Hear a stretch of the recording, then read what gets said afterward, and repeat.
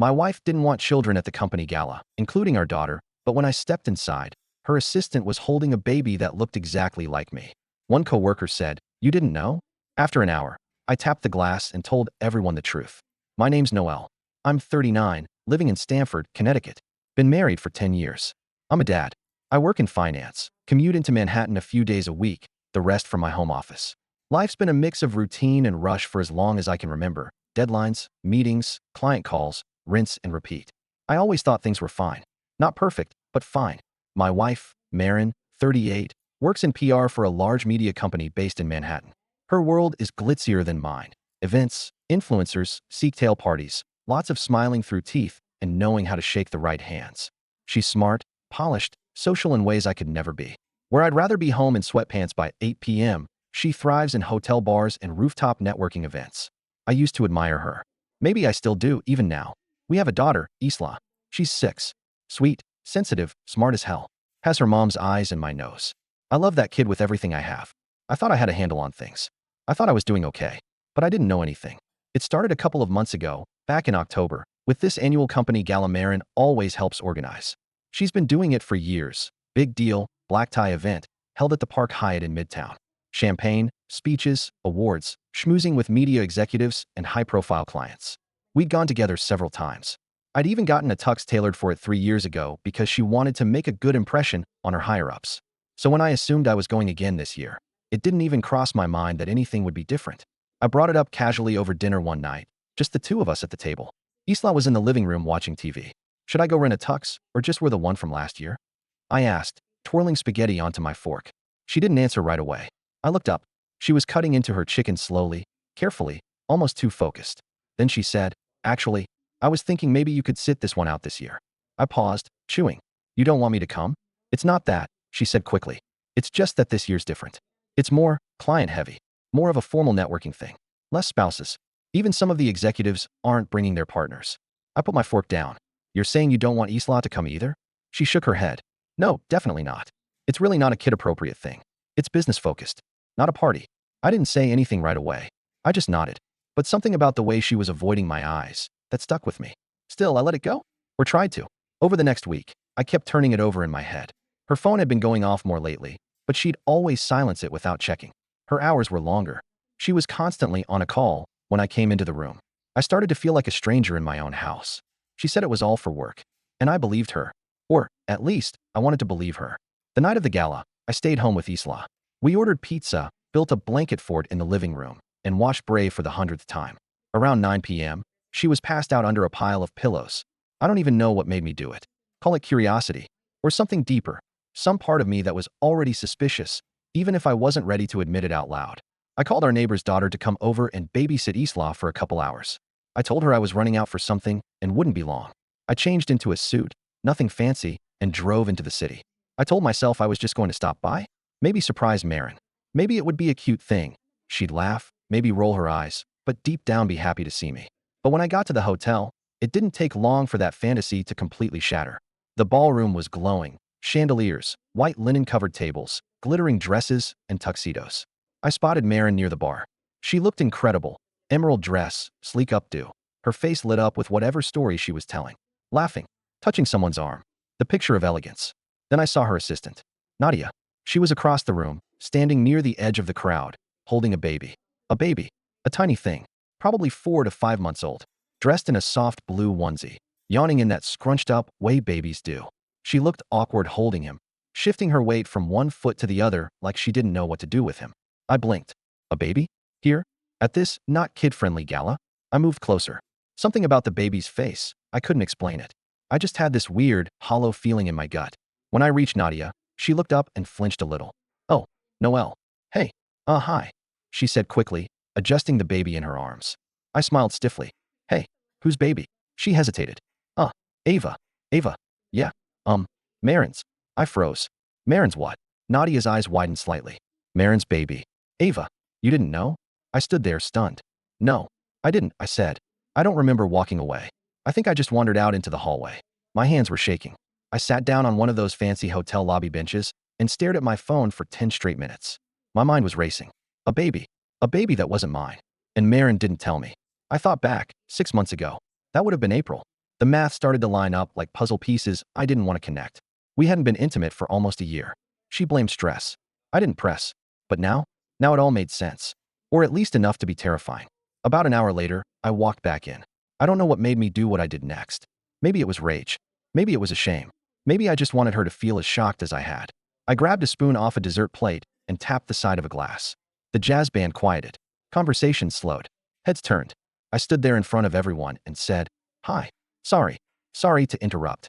I just wanted to take a quick second to say how proud I am of my wife, Marin, for organizing such an incredible event. I mean it. She looks stunning, doesn't she?" There were polite claps. Marin looked confused, smiling nervously. But more than that, I continued, I want to congratulate her for something else. Something most of you probably already know. I found out tonight she has a baby. A beautiful baby girl named Ava. Marin's smile collapsed. I took a breath. Thing is, I didn't know. I didn't know she'd had a baby. Because she never told me. There was a low murmur through the crowd. Glasses clinked. People were frozen, staring. And for those of you wondering, I added, no, she's not mine. I looked at Marin dead in the eyes. Who's the father? I asked. Come on, go ahead. You might as well tell everyone. Marin grabbed my arm and pulled me aside, her voice low and desperate. What the hell are you doing? You lied to me, I said, yanking my arm away. You had a child with another man. You lied to me for almost a year. Not here, she whispered. Please, let's talk somewhere else. You made your choice, Marin. You invited everyone to this party, but the people who matter most. I left. I walked out of that hotel, straight into the cold Manhattan night. I had no idea what I was walking into next. I didn't sleep that night. I sat in my parked car outside the house for a full hour, just staring at the porch light I'd forgotten to turn off. When I walked in, the sitter was half asleep on the couch. Isla was in bed, hugging her stuffed penguin, mouth open just slightly the way she always sleeps. She had no idea her world had cracked in half. I thanked the sitter, paid her double, and locked the door behind her. Then I sat at the kitchen table and waited. I wasn't even sure what I was waiting for. Maybe to wake up. Maybe for everything to somehow reverse. Maybe to stop shaking. At 2:17 a.m., Marin walked through the front door. Her heels clicked against the tile in the front hall. She stood in the doorway to the kitchen, still in her emerald dress, makeup slightly smudged, eyes exhausted. Noelle, she said softly. I looked up. Sit. She pulled out a chair, but didn't sit. She leaned forward, palms pressed flat on the table like she needed something to anchor her. I didn't want you to find out like that. I laughed once, cold and short. Oh, really? So what was the plan then? Keep this baby hidden forever? No. I was going to tell you. I didn't know how. Try starting with I cheated on you. I snapped. That's usually a solid opener. She flinched. It wasn't like that. I stood up, slowly, and took a few steps away from the table. I wasn't shouting. I was too tired to shout, but my voice was low and tight. So you didn't cheat? I did, she whispered. But it wasn't what you think. It wasn't this long affair. It happened once. Last July. We were in Chicago for the media summit. It was just me and Julian. It was stupid. We were drunk. We didn't mean, stop, I said. Don't insult both of us with that. She looked down. I found out I was pregnant 2 months later. I didn't know what to do. I thought about not keeping it. But you did. Yes, she said. I didn't tell Julian until after the gala last year. He didn't want anything to do with it. He still doesn't. Unbelievable. I turned back toward her. And what about me, Marin? What was your plan for me? Just keep playing house while you raise another man's child under our roof. Let me keep making pancakes for Isla on Sundays while you nursed a secret in the guest room. Noelle, I didn't know what else to do. I didn't want to destroy what we had. Too late. She finally sat, burying her face in her hands. I made a mistake. No, I said. You made a series of them. We sat in silence for a long time. I watched the digital clock on the microwave tick from 3 to 3:01. The next morning, Marin packed a bag and left. I didn't ask her to. She just did. She moved into a short-term rental in Tribeca, a corporate apartment her company kept for visiting executives. I told Isla that mommy was staying in the city for work for a while. She asked why. I said because sometimes grown-ups need space to figure things out. That answer seemed to work. For now. Marin came by 3 days later to pick up some things. She looked 10 years older. She didn't bring the baby. A week went by, then another. I spoke to a divorce lawyer. Quietly. Privately. I didn't file anything yet. I didn't even know what I wanted. All I knew was I needed the truth. So I called Julian. I wasn't expecting him to pick up, but he did. He sounded annoyed at first, like I was the wrong number. Noelle, he said finally. Why are you calling me? Because we need to talk. In person. I don't think that's necessary. I do. And if you don't want me knocking on your door in front of your wife and kids, then I suggest you meet me halfway. He sighed. We met 2 days later at a bar in Westchester, somewhere discreet. He wore a baseball cap and sunglasses like that would make him invisible. He didn't even say hello. So, he said, sitting down across from me. You want to know if it's mine? She says it is. He let out a bitter laugh. Of course she does. You're telling me it isn't? I'm telling you it doesn't matter.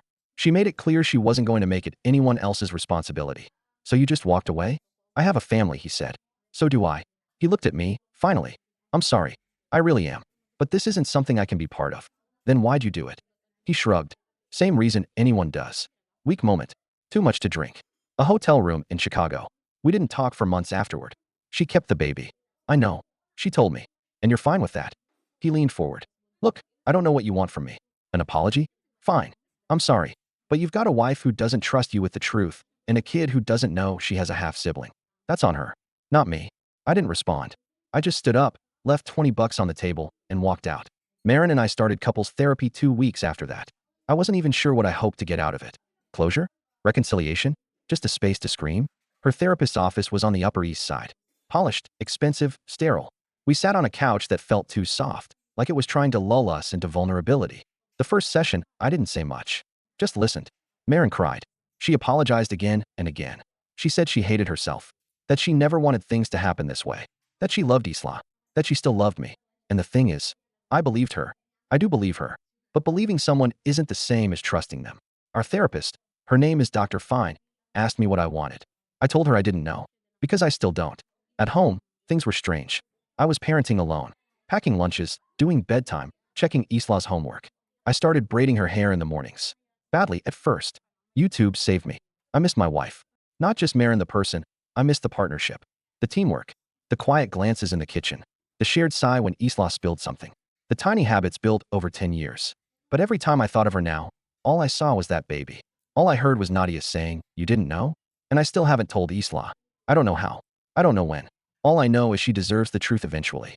But not yet. The weeks that followed felt like being trapped in some alternate version of my life. One where I was still in my house, still drinking coffee in the morning, still folding laundry in the evenings, but nothing felt like mine anymore. It was like walking through a museum exhibit of someone else's happy family. Marin and I kept up the therapy sessions twice a week. One on Zoom, one in person. She was trying. I'll give her that. She was showing up, answering hard questions, not making excuses. But every time I looked at her, I saw two things: the woman I married, and the woman who kept a whole child from me. The therapist asked us to go on a non-romantic outing, just to try and re-establish some form of communication outside of Isla and logistics. We went for coffee near the station in Stamford, sat at a sidewalk table in the chilly November wind. She wore the coat I'd bought her last Christmas, the one with the brass buttons. I hadn't seen her in it since February. It's weird being here like this, she said, stirring her latte slowly. Yeah, I replied. It is. She was quiet for a bit. Then she said, do you ever think we could get past this? I looked at her. Her face looked tired. Not fake tired, not mascara smudge tired, just human. Vulnerable. Honest in a way I hadn't seen in a long time. I don't know, I told her. I really don't. I still feel like I'm waiting for the ground to stop shaking. She nodded like she understood. I think about you all the time, she said softly. Not just the good things. All of it. The boring days. The times we fought. The mornings you made pancakes even when you were exhausted. I never stopped loving you, Noelle. Even when I messed everything up. I didn't respond. I didn't know how. I just watched people walk by with their takeout cups and winter scarves, talking and laughing like their world hadn't been flipped inside out. Then one night, Isla asked me something that made my stomach turn to ice. We were brushing our teeth together, like we always do. She stood on her little step stool, wearing her frog pajamas. She looked at me in the mirror and said, Daddy, do I have any baby sisters? I froze, toothbrush in midair. Why do you ask that? I said, trying to keep my voice steady. She shrugged. I heard Mommy say something on the phone. She said, she's asleep. Ava's finally asleep. My heart dropped. What else did she say? I asked gently. Nothing, Isla said. She said it really fast, and then she saw me and smiled like she didn't say it. I turned the faucet on, letting it run longer than necessary. She was probably talking about someone else's baby, I said carefully. Mommy knows lots of people with kids. Oh, Isla said, unconvinced. Okay. She spit into the sink and went back to humming some tune from Frozen. I stood there gripping the sink, feeling like the walls were closing in. The next therapy session, I brought it up. I can't lie to her forever, I said. She already suspects something. She's not dumb. She hears things. Kids always do. Marin looked crushed. I know. I just don't know how to tell her. Dr. Fine chimed in, calm and composed as always. You both need to decide how much Isla should know and when. She's young. This needs to be a careful conversation, not just about truth, but about protecting her sense of security. She already knows something's wrong, I said. She sees the empty chair at dinner. She hears us talking in quiet voices. She asked me last night if we were divorced. That hit Maren like a slap. She said that, she whispered. I nodded. I told her no, but I didn't say much else. The rest of that session was mostly silent. Sometimes silence feels louder than shouting. A few days later, I saw a photo on social media that gutted me. It was from someone in Maren's office, a group shot from a small team brunch at her place. There, in the background, was a playpen, pink blanket, tiny baby bottle on the side table, and next to it, Nadia, holding Ava. Everyone smiled. Everyone knew. I stared at that photo for a long time. I realized I'd been the only one who didn't. I confronted Maren the next day. We met in a neutral spot, a little park between our neighborhoods. Isla was at school. The air smelled like snow, even though nothing had fallen yet. You told me you weren't keeping her at the house, I said. That she was with a friend while you figured things out. I didn't lie, Maren said. At first she was with my cousin in Queens. But I brought her back a couple weeks ago. I'm not working full-time right now. It didn't make sense to be away from her. And what if Isla visits? What if she sees the crib, the bottles? She won't, she said. Not until we're ready. I stared at her. You weren't ready, Maren. You made the choice. And now I have to figure out how to tell our daughter that her mother has another child. That she has a half-sister she's never met. I want to tell her with you, she said quickly. Together, please. I didn't respond. Later that week, Isla drew a family picture at school. She brought it home in her backpack. It had the usual stick figure lineup. Me, her, and Maren. But there was a fourth figure this time. Tiny, off to the side, holding a balloon. Who's that? I asked, pointing to the drawing. She shrugged. I don't know. I just felt like someone else was there. I didn't sleep at all that night. A few days later, Maren texted me something that just said, "Can we please talk? Not about lawyers. Not about therapy. Just talk. You and me." I didn't reply right away.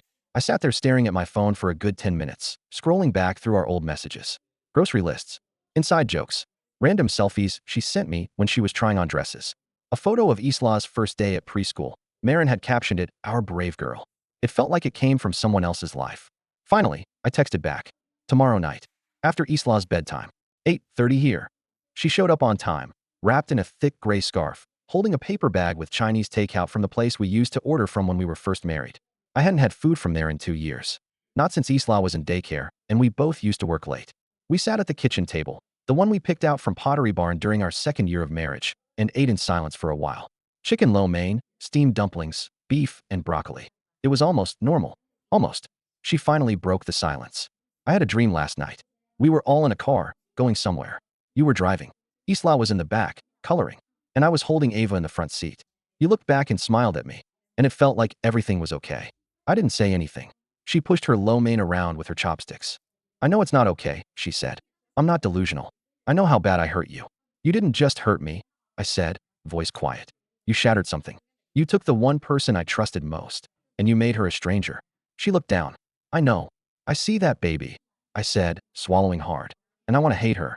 But I can't. Because she didn't ask for this. And she didn't do anything wrong. Maren's eyes started to well up. She wiped her cheek with her sleeve. She's a good baby, she whispered. She sleeps through the night now. She loves music. If I play anything with a beat, she kicks her little feet and smiles. She makes these little cooing noises when I hold her close. I looked away. I didn't want to hear this. And yet, some part of me did. Isla should know her, I said after a long pause. Maren looked up, surprised. You think so? I don't think we can hide it forever. And I don't want her to find out from anyone else. Especially not accidentally. She nodded, slowly. How do we even start? I don't know, I said honestly. But I don't want her growing up thinking she was the only one who didn't know the truth. She's smarter than you think. I know, she said. She's like you. That caught me off guard. You think so? She has your face when you're concentrating, she said. And your stubbornness. She thinks everything through before she speaks. We both smiled just a little. She deserves honesty, I said. Even if it's uncomfortable. Do you want to meet Ava? She asked suddenly. I froze. I mean, properly, she added. Not across a ballroom. Not from someone else's arms. I know it's a lot to ask, but I think it might help you understand. I took a deep breath. Not tonight, I said. But maybe soon. She nodded. 3 days later, I was in my car outside Maren's new apartment. It was a nice building in Tribeca, all glass and stone and minimalist design. I sat in the parking garage, engine off, listening to myself breathe. I didn't know why I felt like I was walking into a second betrayal. Maybe because seeing the baby would make it real in a way I hadn't fully allowed yet. Maren opened the door when I knocked. She looked nervous. Behind her, I saw the living room. Baby swing. Diaper bag. A soft gray blanket draped over the side of the couch. Are you sure you're ready? She asked. No, I said. But I'm here. She nodded and stepped aside to let me in. The apartment smelled like lavender and baby lotion. Sunlight poured in through the wide windows, catching dust in the air like glitter. Ava was in a bassinet by the window, wrapped in a yellow onesie, skiing on a pacifier. I froze. She looked like Isla. Not exactly, but close. The shape of her eyes, the curve of her mouth. She blinked at me, like she knew something I didn't. Marin walked over and gently lifted her, cradling her in her arms. She just woke up from a nap. She's usually a little groggy at first. I stood there, frozen in the doorway. Can I? I started, then stopped. Yeah, Marin said softly, stepping closer. She placed Ava in my arms. Carefully, slowly. She was light, warm. Her tiny fingers brushed my shirt. She looked up at me with these wide, unblinking eyes. I didn't know what to feel. Grief? Resentment? Maybe something closer to awe. She was innocent. Completely and undeniably innocent. And here she was, looking at me like I was just another face in a world that hadn't yet disappointed her. She's beautiful, I said quietly. Marin's eyes watered. Thank you. Ava made a soft sound, like a hiccup followed by a sigh. I looked down at her. She doesn't know anything yet, does she? Marin shook her head. Not yet. I nodded. Then I handed her back, gently, and stepped back like I'd been holding fire. That night, back at home, Isla climbed into bed with me. She hadn't done that in a while. Are you okay, Daddy? She asked. Yeah, I said. I'm just thinking a lot. She looked up at me. Are you mad at Mommy? I took a moment. I'm not mad, I said. I'm figuring stuff out. Grown-up stuff. It's hard sometimes. She snuggled closer. I still love both of you. I kissed her on the forehead. That's never going to change. A month after I met Ava, things shifted. Not quickly, not loudly, but definitely. The initial shock was wearing off, replaced by a kind of cold clarity. I still went to therapy, still kept my routine with Isla, but something inside me had clicked. I wasn't going back. I wasn't going to be the guy who got over it and worked through it just because it was easier than walking away. Marin had betrayed my trust in the worst possible way, and not just by cheating. By choosing to erase me from one of the biggest events of her life. By letting me be the last to know. That's what I couldn't forgive. She was coasting through damage control. Sure, she cried in therapy and played the part of the remorseful wife, but I started seeing it for what it was, an attempt to hold on to the version of me that kept things stable while she cleaned up her mess. And I was done being her stability. Here's where things get deliberate. You might remember I work in finance. I'm not some hedge fund shark, but I know my way around corporate reporting. A while back, when Marin was trying to climb the ladder, she used to show me internal PR decks and team rosters. Help me prep for this client pitch, she'd ask. I'd always help. I knew her assistant's full name. Her supervisors too. Julian Crest, the man she slept with, had moved on quietly after the gala, but not before trying to recommend Marin for a promotion right before he left. Suspicious, right? So I did some digging. Nothing illegal, just careful reading of publicly available info, industry chatter, LinkedIn updates, and SEC filings from their parent company. And what do you know? The PR firm was up for a massive account, a tech conglomerate, billion-dollar territory. And guess who was on the shortlist for leading that campaign? Marin. She hadn't told me. But I pieced it together through a few subtle clues, some comments from Isla's school pickup, a slip during a therapy session when she mentioned needing to be media ready, and a promo email she forwarded to Isla's soccer coach without realizing I was CC'd. So I got strategic. I started talking. Quietly. Casually. A contact I knew from Stanford, someone who works at a compliance advisory firm, mentioned they had done some PR ethics consulting. I brought up Marin's company. Mentioned what had happened at the gala. Asked, hypothetically, if executives engaging in affairs with direct reports, which was strictly against their published company policy, could derail a major campaign if it went public. His response, hypothetically, it's PR suicide, especially if it involves internal cover-ups. No client wants to risk association. So I left a few anonymous breadcrumbs. Not to Marin's HR, not to the tabloids, to the client. A carefully worded tip. A screenshot of a group photo from that team brunch. Playpen in the background, Julian's former assistant smiling knowingly. A timeline. No accusations. Just questions. I didn't lie. I didn't threaten. I just made sure the truth reached the people with decision-making power. 2 weeks later, the tech account went to another firm. 3 days after that, Marin got demoted. Reassigned, they called it. Quietly, internally. But she knew. Everyone did. She texted me late that night. Did you do something? I didn't reply. Therapy ended not long after that. I told her the truth during our final session. I'm not staying, I said calmly. Not for Isla. Not for history. Not for you. I deserve more than this. Marin broke down. Begged.